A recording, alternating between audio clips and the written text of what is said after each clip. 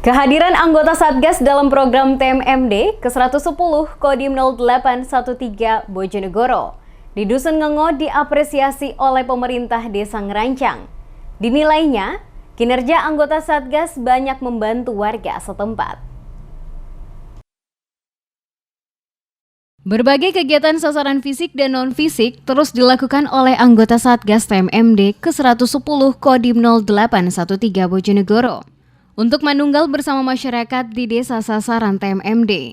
Kali ini, anggota Satgas bersama-sama kunjungi Dusun Ngengo yang jauh di pedalaman, lakukan berbagai kegiatan, di antaranya pendampingan pemeriksaan ibu hamil, kerja bakti SDN Ngerancang 3, bagikan masker dan edukasi protokol kesehatan, serta pembagian bansos sembako.